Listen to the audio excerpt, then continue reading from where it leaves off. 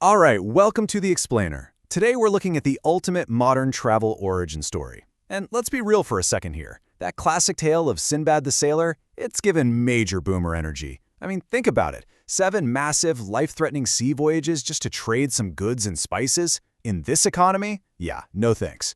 Today we're trading those ancient mythological seas for the incredibly treacherous waters of the social media algorithm. So what if Sinbad wasn't some wealthy merchant from Baghdad? What if, instead, he was a broke 22-year-old named Seb from Ohio, fresh out of college with an entirely unmarketable degree? In today's Explainer, we're going to follow Seb on a mythological TikTok gap year. Because instead of battling ancient sea monsters, our guy is navigating completely chaotic side hustles all across the globe. He's attempting to soft-launch his main character era while quite literally fighting for his life in various sketchy hostels. Okay, let's dive into this because I really want you to ask yourself as we go through his story, would you survive this Gen Z hero's journey? Like, would you honestly trade those ancient perils for the total chaos of modern influencer hustles?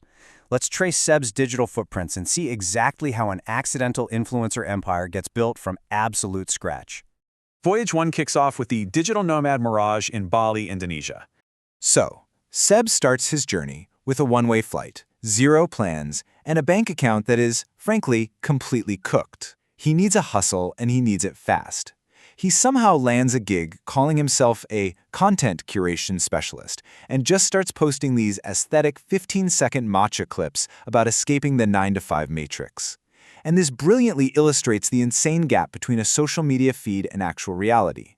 On one hand, you have this perfectly curated, super serene nomad lifestyle. But the reality? A total mirage.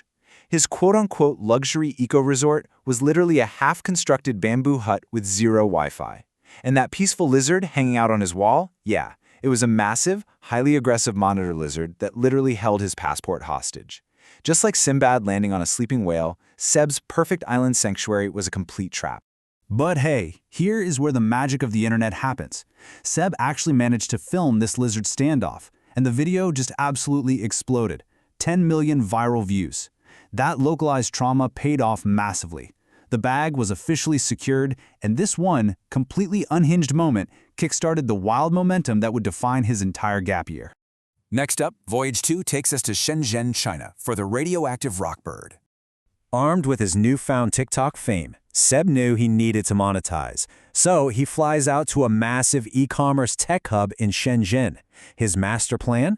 Drop shipping a product he branded as Aura hats, hyping them up to his followers as the absolute ultimate festival drip. He thought he was ordering these sleek, high-tech, LED-lit, Bluetooth-enabled bucket hats. Now what's really interesting about this is the catastrophic translation error that completely ruined the hustle. The manufacturer didn't use LEDs. Instead, they accidentally translated LED-lit to highly radioactive glow-in-the-dark paint. You heard that right, highly radioactive. The hats showed up looking like literal toxic waste. Seb's comment section abruptly turned into an absolute war zone, just hundreds of angry customers claiming their hair was falling out. To avoid getting completely canceled by the entire internet, Seb had to execute this rapid, desperate pivot and just nuke his entire online store. It was a massive loss, but, our hero survives to hustle another day. Moving right along to Voyage 3, the crypto cyclops in Mykonos, Greece. Once again completely broke, but aggressively chasing that influencer lifestyle, Seb gets hired as a vibe consultant, which, sure, is a totally real job. He's working a corporate retreat for this high-flying crypto startup.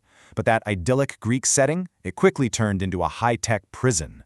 He found himself trapped in a luxury villa with a modern monster, the corporate Cyclops. This was a tyrannical tech founder who wore a single, massive Apple Vision Pro headset at all times. And get this, he literally locked the entire crew inside the villa, refusing to let anyone leave until they coded a brand new decentralized app from scratch. So, how exactly does a Gen Z influencer defeat a corporate cyclops? Malicious compliance. At 3 a.m., the founder goes on this completely unhinged motivational rant. Seb, of course, secretly films the whole thing. The very next day, he posts it with the caption, "Toxic corporate hustle culture be like," and the TikTok algorithm absolutely ate it up. The tech founder was entirely humiliated, the retreat immediately disbanded, and Seb brilliantly used the revenue generated from the video's creator fund to literally pay for his water taxi escape. You can't make this stuff up.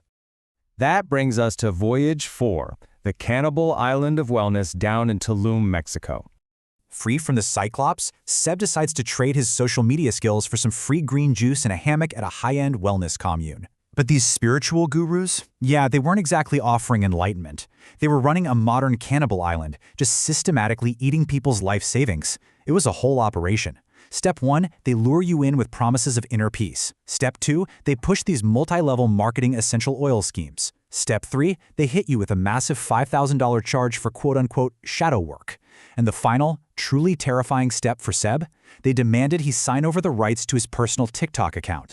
They genuinely tried to absorb his hard-earned platform into their shared cosmic energy fund. I mean, what even is that?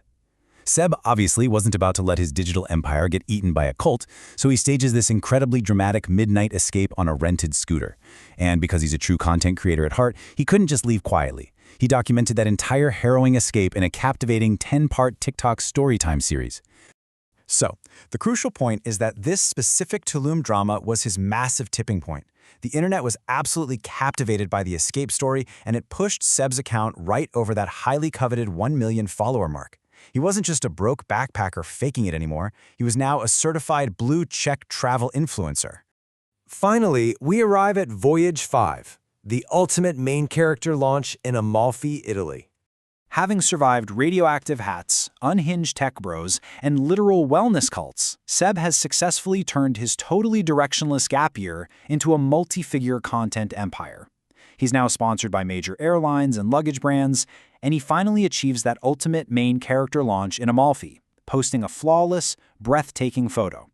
Picture him standing on a cliffside, wearing this perfectly curated linen outfit, accompanied by the pristine caption, "They told me to get a corporate job. I chose to write my own map. Stop scrolling and book the flight." It's just absolute peak travel inspiration. But let's pull back the curtain and look at the unhinged reality behind that flawless photo, shall we? Seb is completely exhausted. His sleep schedule? Entirely non-existent. And despite running a multi-figure empire, the guy still has absolutely no idea how to do his own taxes. The aesthetic is totally flawless, sure, but there are some serious terms and conditions applied to this lifestyle. It is a stark, almost hilarious contrast between the beautifully curated feed you see and the broken, sleep-deprived reality of the creator actually living it. Which brings us to our final question for this explainer.